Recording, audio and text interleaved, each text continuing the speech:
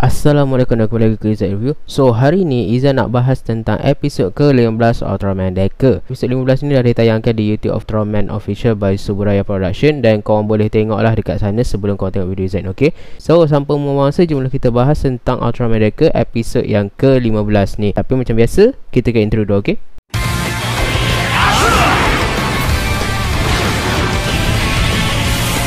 Episod ke-15 Ultraman Deca dibukakan dengan sedutan daripada episod yang sebelum ni, iaitu episod yang ke-14, di mana pada ketika itu Jin Takayama tadi telah pun bertarung dengan Profesor Asakage ataupun Alien Agams Basdo tu tadi.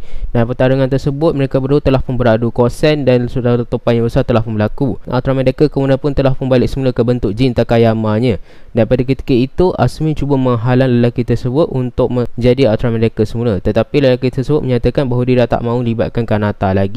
Tapi waktu tu Kanata ni dia cakap dekat Jin Takayama tadi tu bahawa dia tersedar yang orang itu adalah orang yang sama yang bercakap pada dia untuk menjadi Ultraman Deca. Orang itulah yang menyelamatkan dia juga, dan orang itulah yang bagi dia plot untuk dia menjadi Ultraman Deca. Jin Takayama ni masih lagi berdegil lah, dan dia nak juga menguruskan Agam tadi tu. Tapi entah kenapa berlaku sesuatu pada dia yang menyebabkan dia kehilangan kesedaran diri dia. Kita berlanjut ke opening, dan tajuk untuk episod hari ni adalah Janji untuk Hari Esok, ataupun dalam bahasa Inggerisnya A Promise for Tomorrow.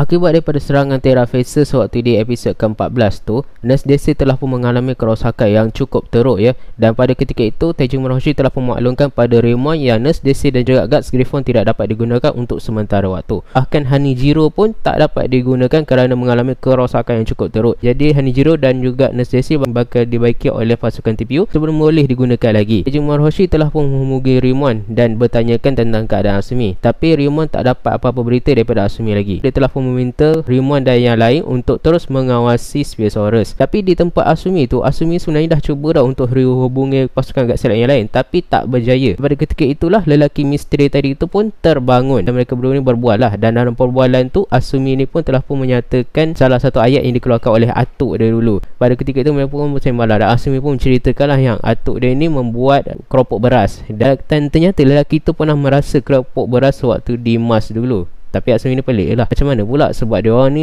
hanya jual keropok beras tu dekat bumi je, macam mana pula boleh sampai ke planet Marikh apa semua ni kan. Jadi pun pelik. Dan dia pun menyatakan bahawa apa yang berlaku tu memang betul. Memang Asumi ni menjual keropok beras dia dekat planet Marikh. Apa power betul ya Asumi ni. Even Elon Musk yang merupakan jutawan Tesla pun tak adalah sampai ke planet Marikh untuk jual produk dia. Tapi Asumi jual keropok beras pun dah boleh sampai ke planet Marikh. Power betul Asumi ni. Pada ketika itu Jin Takayama tadi pun menyatakan bahawa dia ni datang daripada masa depan. Walaupun Nurse Daisy berada dalam keadaan yang agak teruk, tapi Sawa ni tetap menjalankan tugas dia untuk menganalisa Spiosaurus. Dia menyatakan bahawa akar daripada Spiosaurus ni semakin lama semakin menjala jauh ke dalam tanah. Bahkan juga kubah Spio juga semakin kuat. Dan Sawa pun menjelaskan bahawa terdapatnya distorsi ruang dan waktu di medan pertempuran itu. Jin Takayama pun menyerangkanlah kepada Asumi yang berabad daripada sekarang ni manusia akan menjadi lebih maju, sampaikan dia ni telah pun meneroka angkasa. Dan secara tidak sengaja mereka ni telah pun bertemu dengan Sphere. Dan manusia dan juga makhluk asing daripada pelbagai planet pun akhirnya akan bersatu untuk memerangi Sphere. Termasuk juga orang yang mengikuti dalam pertarungan tersebut adalah Yuzare daripada masa depan, dan juga satu lagi Ultraman, iaitu tak lain tak bukan adalah Ultraman Dyna. Dan dia pun menjelaskan juga yang Spiosaurus ni akan terus menyerap tenaga daripada bumi. Kubah milik Sphere tu akan semakin lama semakin mengecil, dan seterusnya akan mendatangkan sesuatu yang jauh lebih besar. Jin Takayama juga menerangkan kepada Asumi yang nama sebenar Profesor Asakage itu bukanlah Asakage, tetapi Alien Agams daripada planet Basdo. Dia telah pun menggunakan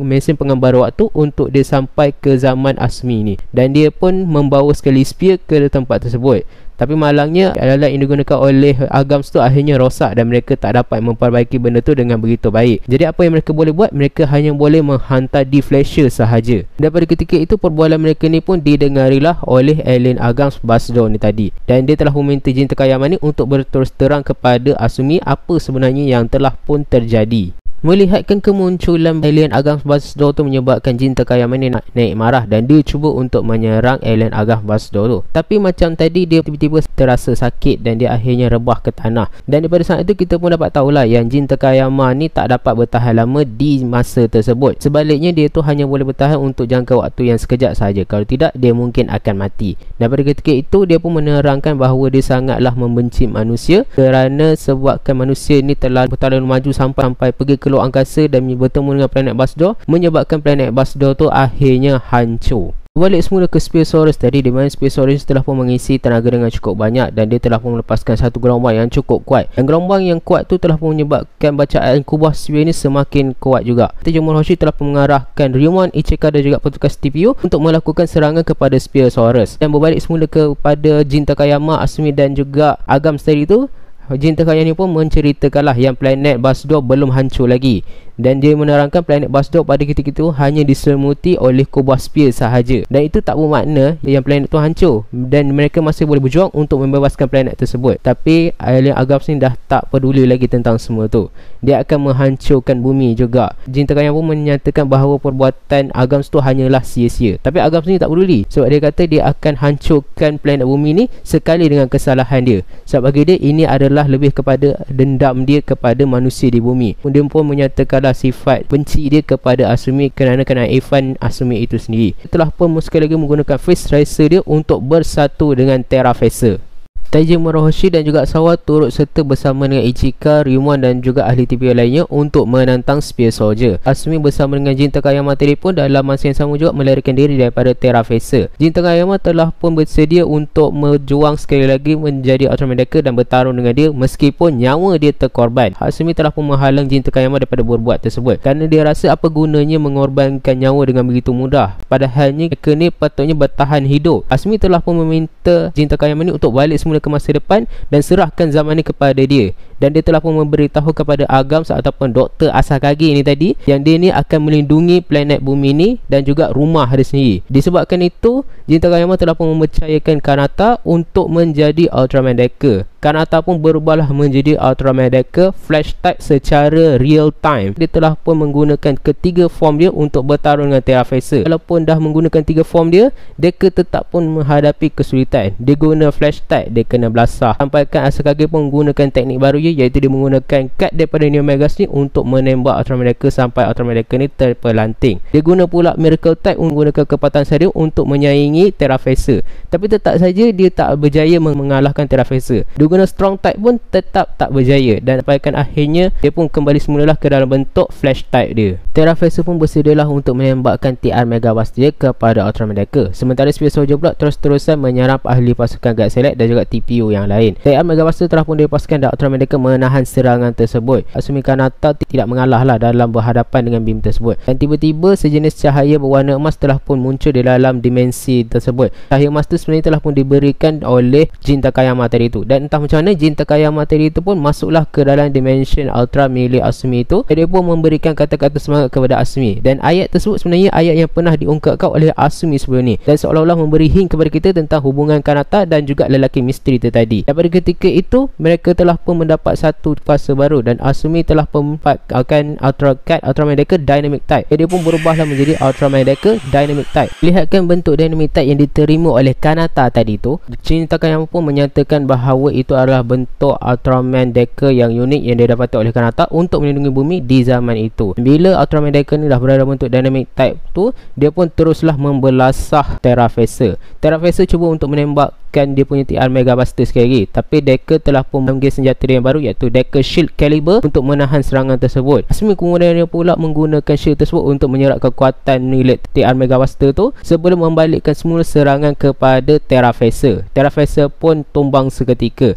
Asumi kemudian pun menukarkan daripada Shield Mode kepada Caliber Mode untuk menghajar Spear Soldier. Dan pertarungan disajikan memang cukup cantik. Setelah dia menghabiskan semua Spear Soldier, dia pergi pula menguruskan Spearosaurus. Dan dengan finisher dia yang dipanggil sebagai Flash, dia akhirnya pun menewaskan Spearosaurus.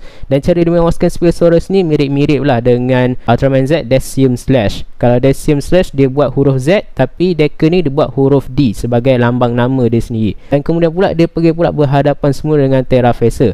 Terrafacer cuba untuk melepaskan TR Mega Buster kepada Ultraman Decker Dynamic Type, tetapi Ultraman Decker menggunakan finisher dia iaitu Dynamite Beam yang mirip-mirip dengan Dyna Empower Soldier Beam. Oh ya, sebelum tu Izzat terlupa juga, serangan Ultraman Decker Dynamic Type ini mirip-mirip dengan serangan Evo Ray Storm milik Ultraman The Next. Dan Dynamite Beam dan TR Mega Buster pun beradulah koset. Tapi apakan daya, TR Mega Buster tak gagal menahan serangan tersebut dan Terrafacer akhirnya berjaya ditewaskan. Tapi Dalam masa yang sama, Jin Takayama pun memaklumkan pada Asumi supaya Asumi ni berhati-hati sebab Agams ni akan teruskan dengan rancangan dia. Asumi meminta Jin Takayama tu untuk tak perlu risau kerana dia akan melindungi zaman ni bersama dengan kawan-kawan dia. Dan sebelum mereka berpisah, Jin Takayama tu pun memberitahulah nama sebenarnya kepada Asumi. Nama dia adalah Deku Asumi. Dan disebabkan nama dia orang ni sama iaitu Asumi, jadi kita boleh simpulkan yang Deku Asumi itu adalah cucu cicit milik Asumi. Dan dia pun meninggalkanlah Asumi Kanata di zaman tersebut dan kembali semula ke masa hadapan. Episod ditutup dengan Asakage meratapi kehilangan seorang gadis dan gadis tersebut telah pun diperlihatkanlah. Dan gadis tersebut adalah Lelia. Dan episod pun habis. Jadi itulah dia ya Ultraman Dekat episod yang ke-15. Episod yang bagi Zat memang cukup baik ya untuk episod kali ni. Pacing dia memang okey, memang terjaga dan dia banyak menjelaskan apa yang berlaku. Dan dekat sini juga Izzat sangat suka dengan lakonan Masashi Taniguchi ya. Buat korang yang familiar dengan franchise Kamen Rider, dia ni kalau dekat Kamen Rider dia selalu pegang watak yang sangat cool, yang psikopat dan juga badass. Tapi kali ni dia pegang watak yang baik dan Izzat sukalah dengan lakonan dia sebagai Deku Asumi tu ya. Misteri dia pun semakin lama semakin terpecahkan dan Izzat sangat suka. Dan episod ni pun banyak memberikan tumpuan kepada pengembangan karakter Asumi Kanata itu sendiri. Dan Izzat sukalah kerana di episod kali ni Asumi telah pun menjumpai tujuan dia untuk bertarung. Dan di episod kali ni juga Izzat sangat suka dengan dia punya fighting ya. Fighting ni memang terbaik. Terutama sekali sewaktu Deku Dynamic Type menentang Spear Soldier tu. Dia punya fight memang best. Dan di episod kali ni juga mempunyai deleted scene ya. Kalau korang tengok di bahagian ending, ada satu part tu di mana Asumi telah pun bertemu dengan pasukan God Select yang lainnya dan mereka semua sangat gembira melihatkan Asumi tak apa-apa. Tapi benda tersebut tak ada dekat dalam episod kali ni. Tak tahu lah mungkin sebab apa. Mungkin sebab pengaruh durasi ataupun mungkin sebab dia orang memang nak ditutup dengan Asakage meratapi kematian Lelia. Tapi apapun episod kali ni memang best. Dan untuk minggu depan pula kita ada kemunculan Pandun ya. Dan untuk episod minggu depan Izzat tak akan bahas juga. Tapi kita semua perlulah menurunkan ekspektasi sebab tak ada benda yang cukup menarik ya. So itu sajalah video kita hari ini, membahas dan juga mereview Ultraman Dekat episod yang ke-15. Episod yang bagi Izzat memang cukup baik. Kalau korang dah pernah tengok episod kali ini, apa dapat korang? Jangan lupa tinggalkan komen kat bawah. Jangan lupa like, share dan subscribe ke channel Izzat. Kita jumpa lagi di next video. Assalamualaikum dan bye.